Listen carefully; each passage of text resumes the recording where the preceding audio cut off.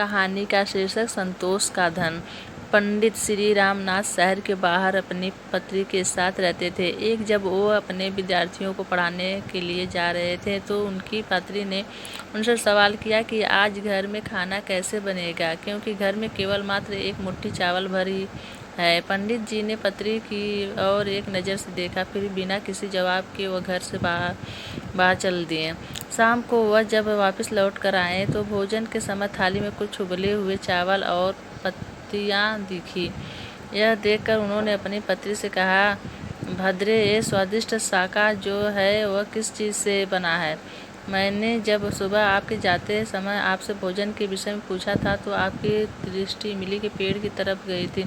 मैंने उसी के पत्तों से यह शाका बनाया है। पंडित जी ने बड़ी निश्चितता के साथ कहा, अगर इमली के पत्तों का शाका इतना स्वादिष्ट होता है फिर तो हमें चिंता करने की कोई आवश्यकता ही नहीं है। अब तो हम भोजन की कोई चिंता ही नहीं रही।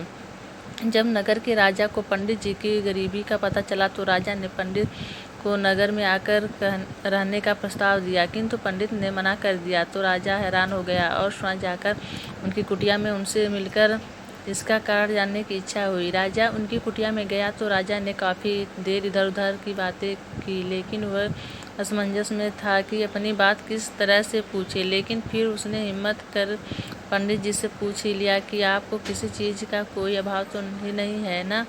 पंडित जी हंसकर बोले, यह तो मेरी पत्नी ही जाने। इस पर राजा पत्नी की ओर अमुख हुए और उनसे वही सवाल किया तो पंडित जी की पत्नी ने जवाब दिया कि अभी मुझे किसी भी तरीके का अभाव नहीं है, क्योंकि मेरे पहनने के वस्त्र इतने नहीं फटे कि वे पहने न जा सकते, और पानी का मटका भी तनकी नहीं फूटा कि उसमें पानी नहीं आ सके। और इसके बाद मेरे हाथों की चूड़ियाँ जब तक है मुझे किसी चीज़ का क्या अभाव हो सकता है।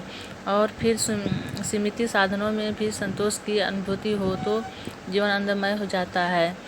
राजा बड़ी श्रद्धा से उस देवी के सामने झुक गए।